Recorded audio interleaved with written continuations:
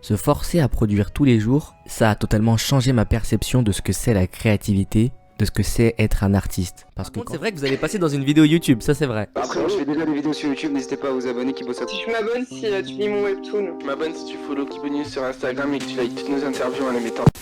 J'ai organisé un défi créatif dans mon serveur Discord qui consistait à faire des bandes dessinées en une page qui racontait une histoire du début jusqu'à la fin et ce durant tout le mois de janvier. Il fallait en faire le plus possible. Les participants devaient choisir leur propre thème ainsi que leur propre fréquence de publication. Certains en ont fait un par semaine, d'autres 3 par semaine et même certains 2 par jour. Moi j'ai essayé d'en faire un par jour. Voilà un peu une idée de ce que j'ai essayé de produire. Moi j'avais pris le thème référence de notre enfance et globalement je voulais à travers ces strips l'univers de mon futur manga. Donc essayer de mettre un maximum de décors dans mes strips, dans une ville style Afrique de l'Ouest, Afrique centrale, dessiner aussi des gamins et essayer de leur faire des trucs assez drôles. On va d'abord commencer par faire une petite review de quelques strips qu'ont fait les artistes de la communauté, puis à la fin de la vidéo je vous dirai pourquoi on a fait ce défi là, qu'est-ce que moi ça m'a appris et pourquoi c'est un exercice selon moi indispensable pour tout artiste qui veut faire soit de la bande dessinée, du manga, du comics, etc. Je suis avec Gali, célèbre webtoon artiste.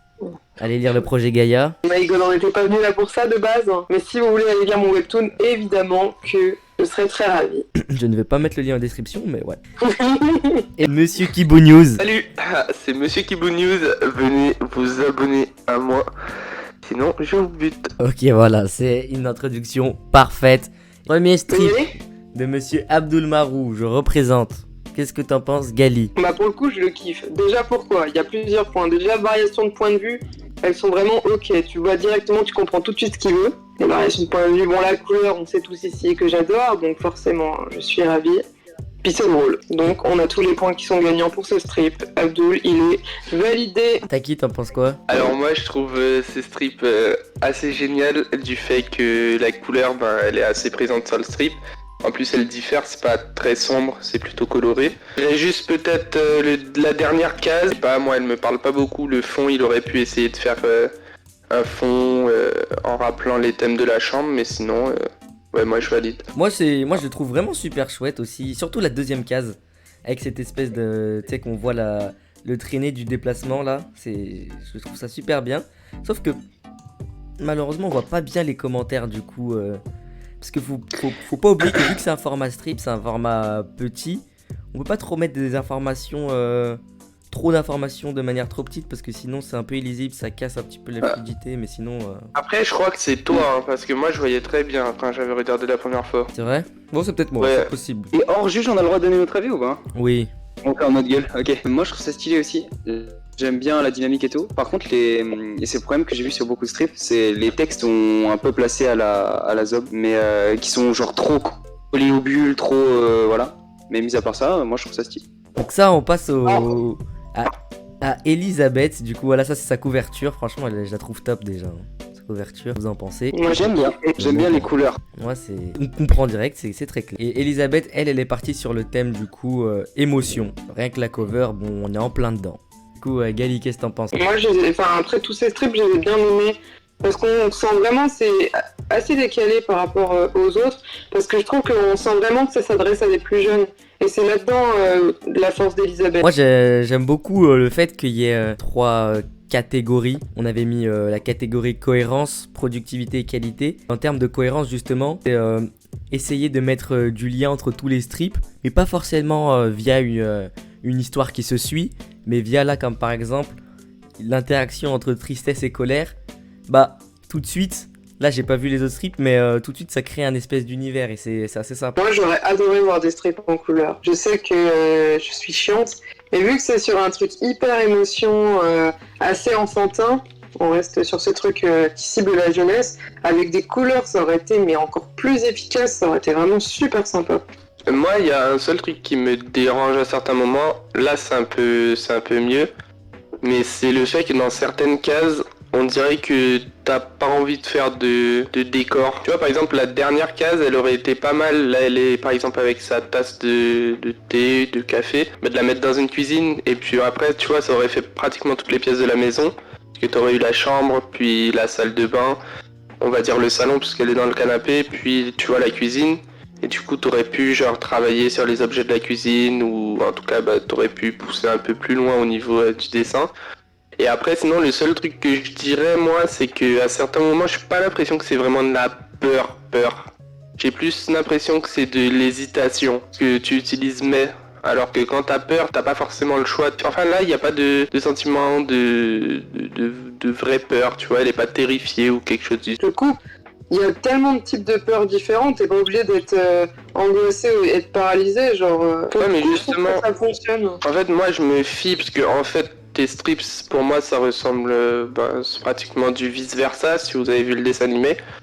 Et dedans, lorsque tu vois qu'il y a la peur qui arrive, la peur, elle va essayer de se cacher. Elle va pas être comme ça assise sur un canapé si t'as peur. T'es pas censé être en train de lire un livre et t'as peur. On vit en fait entre guillemets nos émotions et la peur c'est un spectre aussi. Quand t'as peur, il y a différents degrés. Donc je pense que c'est bien de représenter tous mes personnages sous différentes palettes. Donc pour l'instant c'est qu'une petite présentation et après ça va se préciser avec des situations plus... Répéter le plan est hyper efficace pour ce strip là vu que on est sur une action qui est vraiment directe, donc je pense que le fait que t'aies pas varié de plan, pour le coup c'est très cool. Voilà, tu peux y aller. Ah bah enfin de l'effet de peur. Je pense La que- colère elle est vraiment belle. Je trouve que les speedlines sont trop droites, mais enfin, ça aurait été encore mieux si elles auraient été ondulées, genre vraiment les speedlines. Mais après, c'est bon. Ah c'est vrai que je n'avais pas pensé, ça aurait pu ajouter un petit truc.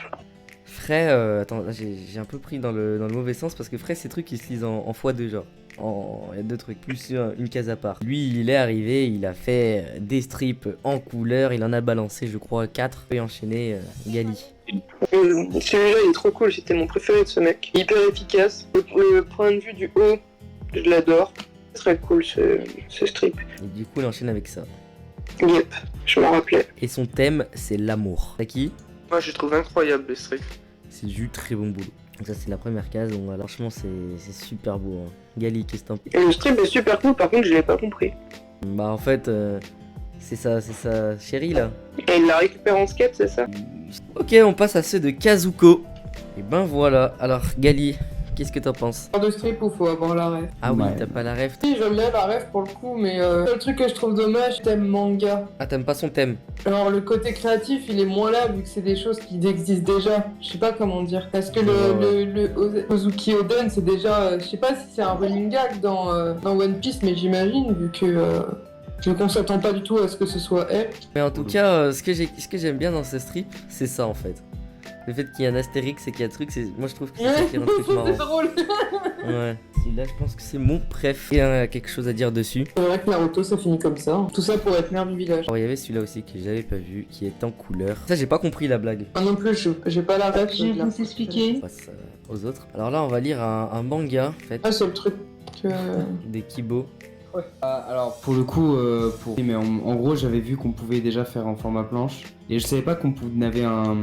Par contre, mais, si du parce que coup- je me rappelle de ton travail, si j'ai une seule chose à dire, que moi on m'a répété plusieurs fois aussi, donc c'est pour ça que je me permets, ce serait de varier tes points de vue et d'éviter de faire trop de gros plans quand les personnages parlent. On va enchaîner. Hein. On passe à Météologie, qui avait pour thème flamme. Voilà son premier strip. Alors, Gali, qu'est-ce que t'en penses? Alors il me semble que c'est pas des trucs humour, lui, ce qu'il a proposé.